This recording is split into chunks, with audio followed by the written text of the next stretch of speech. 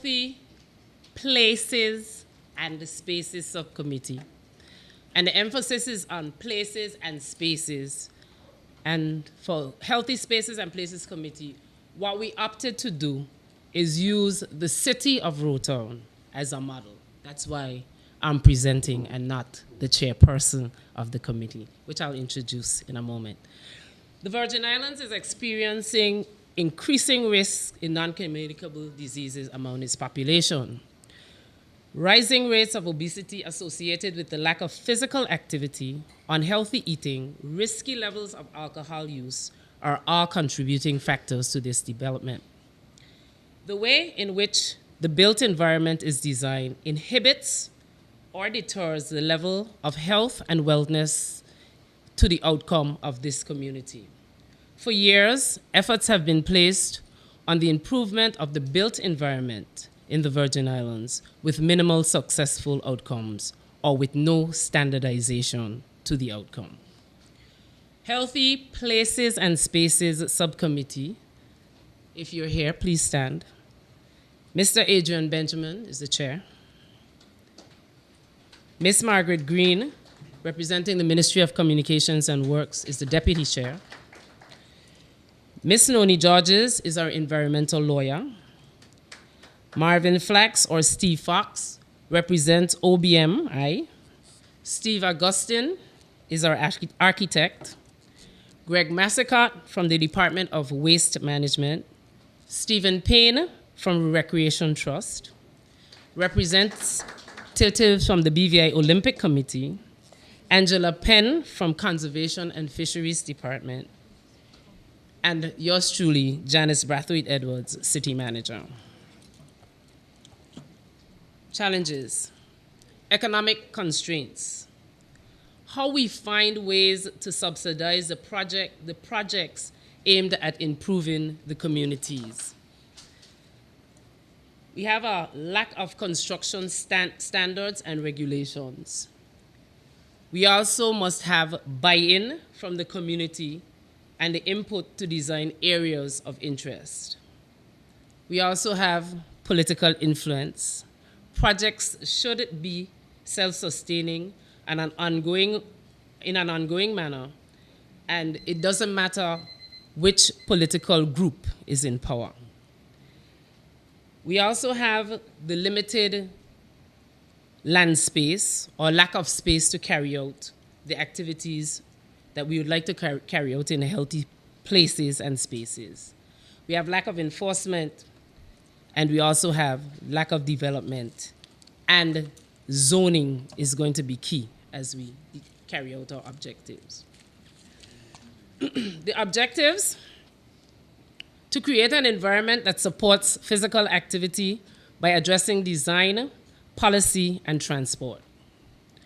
We also need to organize the resources for special projects.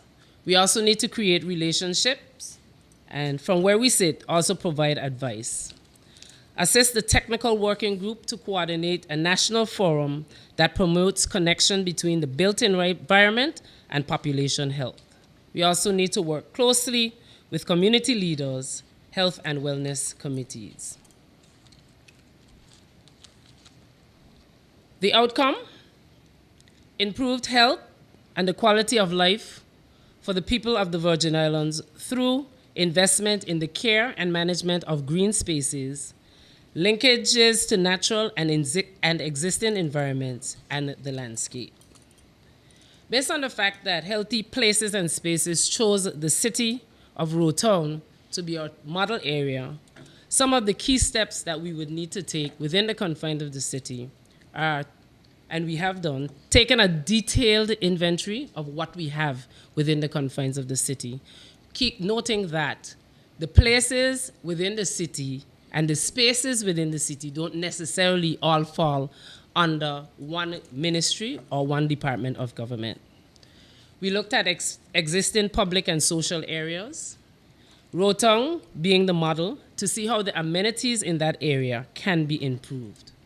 We identified the target areas, and this is the way we're going to look at how we're going to move forward. One of our key areas is to look at the activities in Queen Elizabeth Park too, and how those areas will assist us in creating a healthy space within a healthy place. Yes, it does not fall directly under our portfolio, but once it's in the city of Roetown, city manager makes sure that all activities within the confines of the city, we look at how those activities will be impacted. So, Queen Elizabeth Park 2, we have walking, jogging, bike riding, we have volleyball, and we have exercising. I need to emphasize here that Queen Elizabeth Park 2 is not, and I repeat, not officially opened. But these activities are already ongoing. So it says that the people within the confines of the city are aware that they need to do something, and they're not waiting, so they are going ahead and doing what they have to do. We also are going to look at the activity of no smoking in that area. We have a challenge today of pets, which is something that we have to address, because yes, we understand people want to walk their pets, but the use of the healthy space is also to provide a healthy environment for our children and young people. And you know we don't do poop or scoop in the BVI, so that's a challenge. We're going to look at increasing the litter bins in that area. And the activity will be used for community functions. We've already had some birthdays, weddings, food tasting exercise, and mini shows. Our second thing that we would like to do within the confines of the city is we have developed a route for the Commonwealth Run. In 2017, the Queen Baton's torch will be in the British Virgin Islands. And so we have developed a route. The route begins at the exit of the cruise pier boardwalk, and it ends at the Noah Lloyd Positive Action Movement Park or at the entrance of the cruise pier dock. The reason we have two endings is because for the local population, they will end at the Noah Lloyd Park. But the people who may be on the ship on that particular day will go back to the entrance of the cruise pier. City improvements. As part of the healthy place, sidewalks improvements, we've begun those. We've done some differently able access ramps. We have cleaned the slipper drains. We're doing curb wall painting as I speak. We have street cleaning that is going on, and we are ensuring that parking lots have healthy access where we don't have a call where somebody has parked in the middle of the parking lot and you cannot get out for 2 days.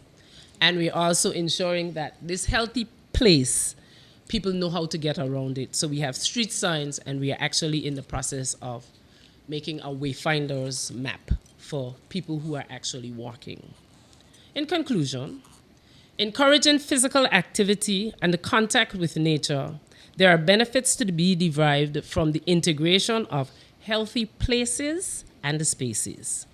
Connecting with nature enriches our lives. These benefits include health, well-being, education, and community development. Better integration of the environment and the social agenda will undoubtedly secure the long-term physical benefits for the people of the Virgin Islands. Thank you.